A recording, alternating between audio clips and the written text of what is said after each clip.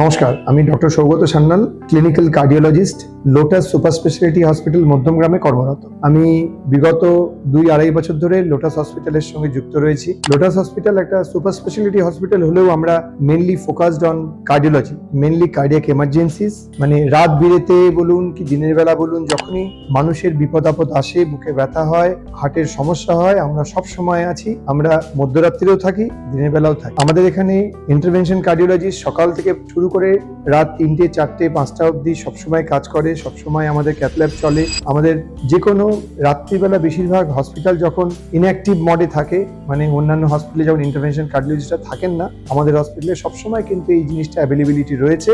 এবং রাত বিরেতে যখনই কোনো দূর দূরান্ত থেকেই হোক বা লোকালিটির মধ্যেই হোক, যখন কারো বুকে ব্যথা হয় বা হার্ট অ্যাটাক ডায়াগনোজড হয়, সঙ্গে সঙ্গে আমাদের এখানে নিয়ে আসলে আমরা সঙ্গে সঙ্গে তাকে দেখি, প্রাথমিক চিকিৎসা দিই এবং সঙ্গে সঙ্গে আমরা সম্ভব হলে ক্যাথল্যাবে নিয়ে যাই। সম্ভব মানে যদি পেশেন্টের শারীরিক কন্ডিশন পারমিট করে, আমরা ক্যাথল্যাবে নিয়ে যাই এবং এনজিওগ্রাম করে তার যে কারণে হার্ট অ্যাটাকটা হয়, রক্তনালী ব্লকেজের জন্য, সেই ব্লকেজটা ছাড়িয়ে দেওয়ার চেষ্টা করি এবং ব্লকেজ ছাড়িয়ে দেওয়া হয়। এবং হার্ট অ্যাটাকের মেন জিনিসটাই হচ্ছে ব্লকেজ ছাড়িয়ে দেওয়া এবং ব্লাড সার্কুলেশন রিস্টোর করা। মানে হচ্ছে হার্টের উপরে কিছু রক্তনালী থাকে, প্রধানত 3টে রক্তনালী থাকে হার্ট। এই 3টে রক্তনালীর মধ্যে যখন বেশি বয়সে হোক বা যে কোনো কারণেই হোক, প্রথমে কোলেস্টেরলের কিছু প্লাক জমা হয়, মানে আস্তে আস্তে যে মোটা রক্তনালীগুলো থাকে সেগুলো আস্তে আস্তে সরু হতে থাকে এবং এই সরু রক্তনালীর মধ্যে দিয়ে নর্মাল অবস্থায় যে রক্ত চলাচল হওয়া উচিত তার থেকে কম রক্ত চলাচল হয়। এবং বিভিন্ন কারণে রাত বিরেতে কখনো যদি কোনো রক্তের ডেলা গিয়ে ওই সরু রক্তনালীর মধ্যে আটকে যায় এবং ফ্লো অবস্ট্রাকশন, মানে হচ্ছে যে রক্ত চলাচল সেটা ব্যাহত হয়, তখন হার্ট অ্যাটাক হয়, বুকে ব্যথা অনুভব করে, কেউ অজ্ঞান হয়ে যায়,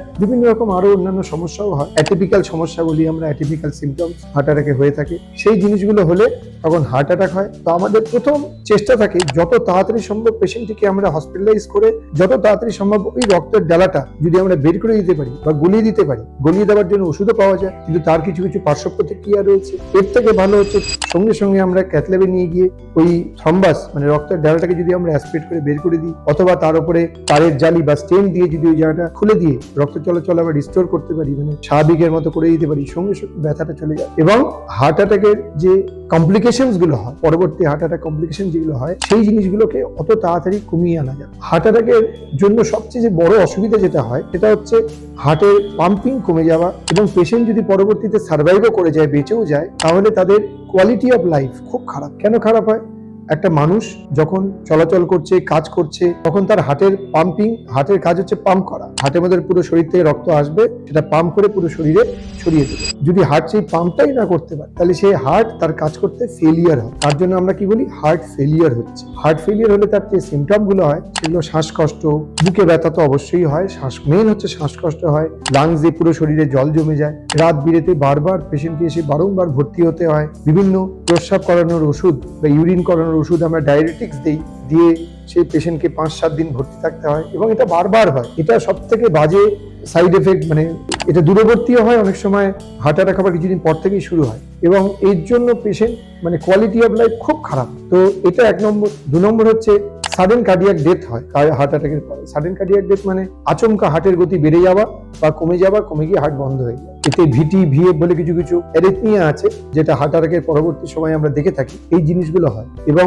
এইসব জিনিস যত তাড়াতাড়ি আমরা রক্তনালীটাকে খুলে দিতে পারি হার্ট অ্যাটাকের পরে, সেটা গোল্ডেন আওয়ার বলে 4 ঘন্টা, কিন্তু 4 ঘন্টারও আগে যদি আমরা খুলতে পারি, ইভেন যদি আমরা আধ ঘন্টার মধ্যে খুলতে পারি, তো এই সব কমপ্লিকেশন হওয়া থেকে আমরা হার্টকে বিরত থাকি। মানুষের মৃত্যু এবং কোয়ালিটি অফ লাইফ যেন হার্ট অ্যাটাকের পরে ঠিক থাকে, তার জন্য যত তাড়াতাড়ি হসপিটালে পৌঁছানো যায়, সময় নষ্ট না করে, তত তাড়াতাড়ি আমাদের সুবিধা। আমাদের দেশে একটাই সমস্যা, সেটা হচ্ছে ট্রান্সপোর্টেশন। মানুষ বুঝতেই অনেক সময় চলে যায়। প্লাস বাড়ি থেকে প্রথমে আমরা ভাবি গ্যাসের ব্যথা ভেবে আমরা কয়েক ঘন্টা নষ্ট করে দিই, হতে পারে একটা দিন নষ্ট করে দিই। তারপরে যখন গিয়ে মানুষ গ্যাসের ওষুধ দিয়েও হচ্ছে না, তো লোকাল ডক্টর দেখাই, লোকাল ডক্টর অ্যাডভাইস করে কার্ডিওলজিস্টের কাছে যাওয়া, কার্ডিওলজিস্টের কাছে যখন এসে পৌঁছায় আলটিমেটলি পেশেন্ট, তখন আমরা দেখি হার্টের পাম্পিং কমে 30% হয়ে গেছে, যেটা নর্মালি 70-80% থাকার কথা। তো এই যে মানুষের মধ্যে অ্যাওয়ারনেস, যে বুকে ব্যথা বা একটা বুকের মধ্যে সমস্যা হলে যে সঙ্গে সঙ্গে আমাদের একটা ইসিজি চটজলদি করা উচিত, বা যদি কাছে পিঠে কোনো হার্টের ডাক্তার থাকে তার সঙ্গে পরামর্শ করে নেওয়া উচিত, বা ফ্যামিলি ফিজিশিয়ানকে দেখিয়ে অ্যাটলিস্ট একটা ইসিজি করে